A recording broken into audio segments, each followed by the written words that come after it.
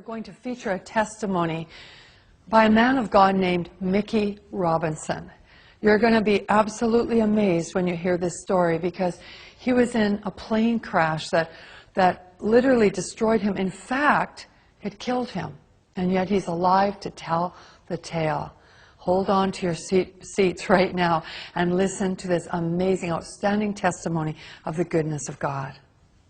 I'd never met anybody who ever told me about anything personally knowing God or anything supernatural other than historically what I knew from stories from the Bible. Never met one person who told me they had a real relationship with Jesus. Never knew about the need to really come into a relationship with the Lord through Jesus. And I was busy getting it on. But you know, there's not enough excitement in the world to ever satisfy. You always gotta have more. And I like stuff that was edgy, you know, skiing, and I always liked aviation stuff. And so I started taking flying lessons. And I thought it'd be more fun jumping out of airplanes. So I became a sport parachutist, and that really got me. I mean, I became obsessed with skydiving. It really consumed my life. My existence revolved around that 30 to 60 seconds in free fall and that 5-minute parachute ride. Then I had to do it again. It's like a drug, you know. It's almost good. Like an addiction. Oh, totally. And then all of a sudden, one night, all that was going to change. Shortly after takeoff, I don't really recall much because I was kind of dozing off, sitting next to the pilot, or actually sitting on the floor next to the pilot where we moved the seats in this new aircraft. And I was awakened by a sound unfamiliar to me. It was the sound of the motor going completely silent. Uh-oh. And the pilot turned to me and he slapped me. He says, "That's it, we're going down." So we just pitched forward and we plummeted straight down at over 100 miles an hour. And what was seen out of the cockpit, and this was told to me, I don't recall this, but we were going straight to the ground and we're headed right towards a gigantic oak tree. We did hit that tree going, like I said, over 100 miles an hour, and my face stopped my body going 100 miles an hour. So then the airplane cartwheeled on its wings and slammed into the ground. If you see pictures of the aircraft, it doesn't look like anybody could survive this.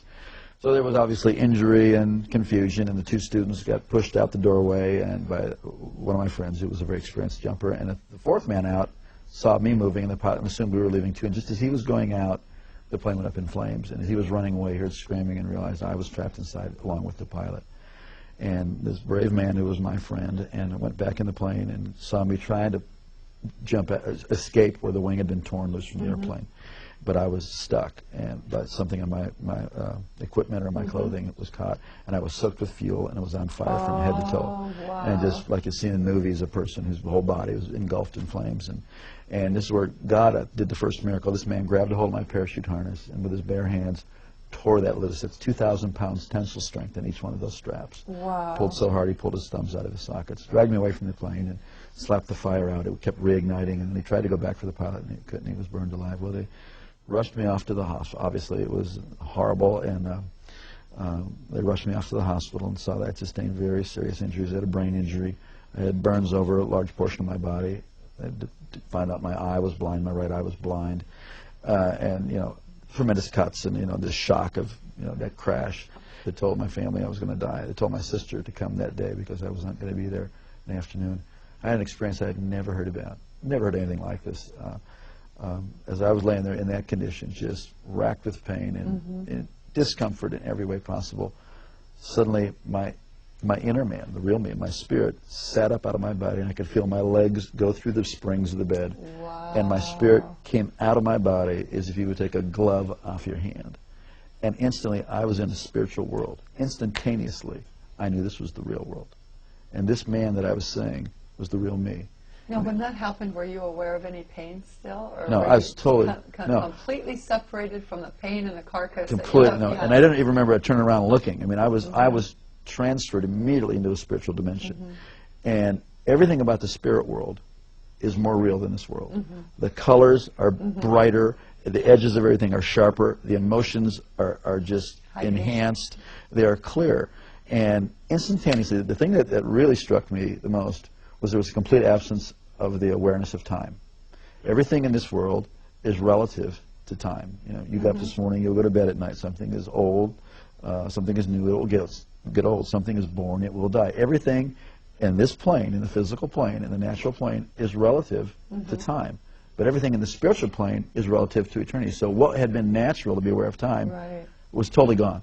And I was totally aware of eternity. It is shocking. It is stunning to be conscious and to know what eternity is. Also, logic and reasoning doesn't happen there. based on the sum total of all my intelligent thoughts that I've learned. You know, I had a death and I'm in the spirit world. It's like you just know that you know that you know. It's like having a revelation constantly, and it was incredible. And I knew I was traveling. I could feel, you know, that I was traveling. And as I looked ahead, there was this pure white light. It was whiter than the whitest snow and brighter than 10,000 suns. And yet I could look right at it, and it was compelling. And it was like I was being towed. I was being towed like a tractor. And as I was looking, I could feel this anticipation. Wow. But then simultaneously to that, on my right side, I could feel something, and I looked, and there was this blackness sweeping. Now this blackness, as I looked at it, instantly I was aware of its complete nature. It was eternal, like I was experiencing eternity. It was without any matter. It was without any life. It was void, and it was forever non-negotiable, cut off from the source of all life. And the more that I looked at it, the faster it would sweep, and the more that occurred, the more intense the feeling of the nature of being cut off and sealed forever and separated. It is horrific. Horrific. You would not. I used to never be able to stand to be near anybody who could say go to hell after that. Because you wouldn't want the worst person. No. You wouldn't want Adolf Hitler, bin Laden, Saddam. You wouldn't want any human being to ever go in there. It was so horrible. And as that was sweeping, it got down to, it was eclipsing this light.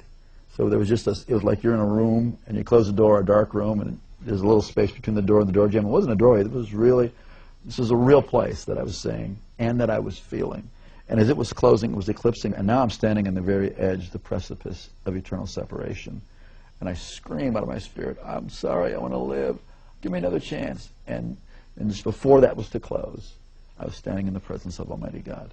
Whoa. And instantly I knew I would never die for eternity. And that's mercy. It's unbelievable. Wow. And instantly I knew that this being who was off on this side of me, who I didn't see, but I was standing in this river of golden radiation. It looked like a moving river of golden light. And this river went that way, it went that way, it was underneath me, it was going right through me. And this river was alive. I don't know how to describe it, except that this called the river of life. This river was alive, and it's going right through me, and I'm more alive than anybody can imagine. I mean, this is the height of the experience of life. It filled up with life, and somehow I knew this being was going to take care of me for eternity. I didn't see the New Jerusalem, I didn't see any angels in heaven, I didn't see any people gone before me. This was the max. So I was so filled with just the love and all of God's majesty, all of His authority, all of His love, everything was just flowing through me. I was like vibrating like a tuning fork, the very essence of God's nature. But when God spoke to me, and not in a language like you and I are talking now, but the knowledge of His purpose, the word of His purpose, came in through that same light. And I was taken back to the same way I was like being reeled in like a kite, and I went down through space and time, this dimension. As my spirit settled into my body, and I could start to hear out of these ears and see out of this eye, I came to in the room, materialized kind of like they beam up on Star Trek, and I heard myself speaking in this beautiful language that I had never heard anybody talk about before. Heavenly language. Yeah, it was a beautiful language, and when my brain turned on, I thought, what in the heck is this other language? And I was no longer, the person who was dying and dead was no longer, and I was born again and filled with the Holy Ghost. I never heard about that. You know, for years I wondered, what was that blackness, and why did it sweep down to where it was just a sliver, like about a half-inch of white light? And years later, God revealed it to me. It was really a historical record of my life, that for all the years that I had lived, I was in darkness, and God gave me a space to cry out to Him. And in that space, it changed my future, my destiny, my whole purpose. God loved me the whole time. God was with me. But, you know, please don't wait until you're that desperate. We're desperate right now, and He's with you, and you have a chance today to cry out to God. It's not complicated. It's not religious. I mean, certainly my prayer wasn't all that complicated, and it wasn't about religion. It was about I needed life, and there is no one of us before God that doesn't need the whole life that He has to offer. It's usually fear that keeps us from doing that. Or like we're afraid, well, I'm not good enough. That's the whole deal. We need God.